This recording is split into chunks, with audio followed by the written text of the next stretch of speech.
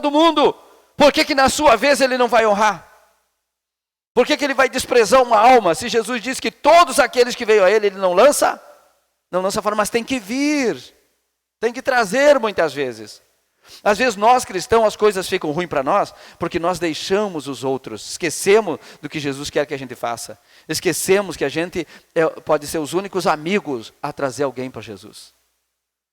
Só a gente que crê, quem crê, diga amém. Só quem crê pode fazer isso, porque isso é sacrifício. Agora imagine 4 pessoas, seja numa paviola, numa cama, numa esteira, eu não sei como era, mas 4 pessoas carregar. Você já carregou um morto no caixão?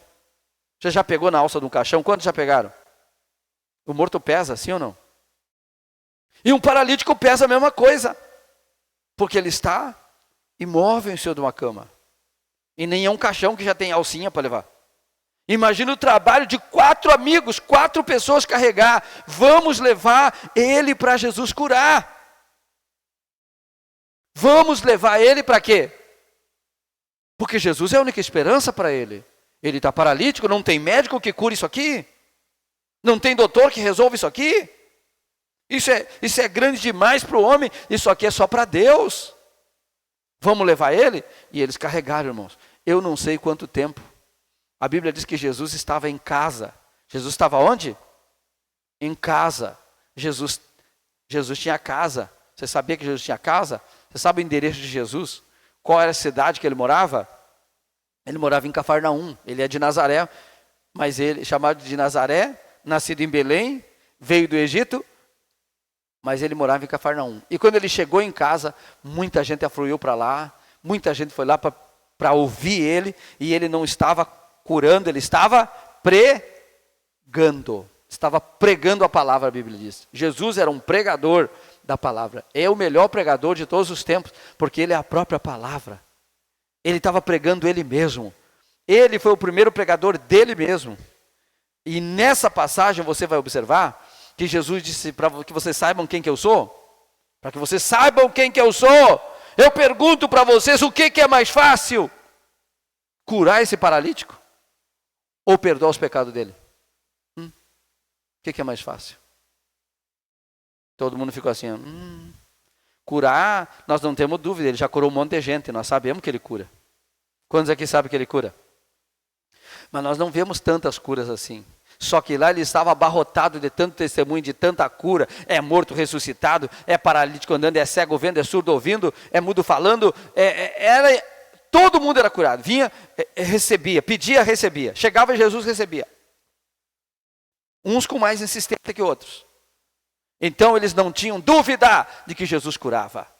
Eles não tinham dúvida de que Jesus podia resolver o problema deles. Quando tinha falta de pão, Jesus dá aqui esse pouquinho de pão. Obrigado, multiplicava. Diga a glória a Deus. Ele multiplicava. Estava com problema de dinheiro. Quando Pedro chegou para dizer que estava com problema de dinheiro, ele disse assim, vai lá no rio, pega, lança o anzol e pega o primeiro peixe, está com dinheiro na boca. Jesus não tinha problema que ele não resolvesse, mas tinha que levar ele, tinha que virar ele. E agora esses 4 amigos, eles tinham fé. Então eles saíram e foram até Jesus.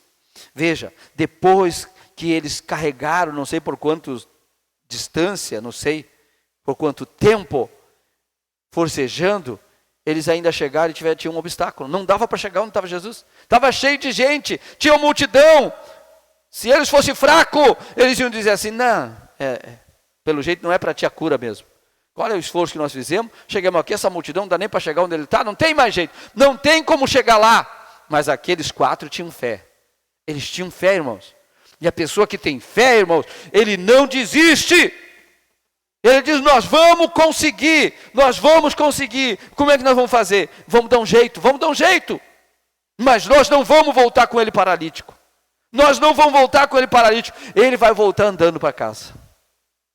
E a Bíblia diz que eles subiram no telhado. Os 4 descobriram o telhado. Abriram um buraco bem onde Jesus estava. Imagine agora o equilíbrio por corda. Botaram o paralítico em cima daquela paviola e começaram a descer bem para ele, cada um numa ponta. Imagine o esforço. O esforço deles para não derrubar o homem, para não derrubar o amigo. Descendo e Jesus, o que é isso? Jesus olhando. Parou a mensagem, Jesus ficou olhando, parou tudo, só para ver um paralítico descer do telhado diante dos olhos de todo mundo. E a Bíblia diz que Jesus viu a fé, não do paralítico, viu a fé deles, dos 4. Diga glória a Deus. De quem que Jesus viu a fé? Deles, dos 4 amigos. Então você acha que Jesus não vai ver a nossa fé? Ele vai olhar para a nossa fé. E Jesus, quando viu a fé deles, a Bíblia diz ali, Jesus disse ao paralítico, olha só, Jesus viu a fé deles, mas disse ao paralítico, os teus pecados estão perdoados. Qual era o problema dele? Pecado. Estava paralítico por causa dos seus pecados. O que são pecados? Erros. O ser humano erra. O ser humano ficou paralítico por erros, ninguém sabe qual o erro que ele fez, o que ele fez. Mas ele ficou paralítico por causa desse erro. Quem sabe ele calculou mal, foi dar um mergulho e acertou a cabeça numa pedra ou num banco de areia e ficou paralítico. Isso é um pecado, porque o que é um pecado? Errou o alvo, errou o lugar, mergulhou no lugar errado. Mas nós pensamos, não, pecado é só isso, aquilo, aquilo. Não, pecado é errar. Tu errou, tu pode te dar mal, tu pode ficar paralítico, tu pode... Entendeu? Tem quantas pessoas que se acidentaram, estão tudo torta hoje? Por quê? Porque erraram na hora de uma ultrapassagem. Outras foram vítimas porque outros erraram e acertaram elas. Sim ou não? Então acontece muita coisa nesse mundo que nós estamos aqui, irmãos. Mas nós não podemos errar o alvo. Jesus é a nossa salvação. Ele não é só para nós, crente da última geração, é mais fácil nós crer na salvação no céu do que crer que ele levanta um paralítico. E naquela época era mais fácil crer que ele levantava um paralítico do que pudesse perdoar uma pessoa e salvar ela. Veja a diferença. Hoje, na nossa geração, nós cremos mais que se a pessoa morreu fiel, está garantida. Diga a glória a Deus. Isso é bom, nós temos essa fé. Essa fé já está dentro de nós. Mas essa outra fé, dizer ao paralítico, levanta e anda, essa é um problema na nossa geração. A gente mais crê no que não vê, no certo sentido. E naquilo que vê, a gente se apavora quando olha, mas é muito difícil. É difícil para nós. Para Deus não tem nada difícil. Absolutamente nada. Ele é o mesmo. Só a única coisa que ele precisa é que alguém creia. Amém? Que os amigos creiam.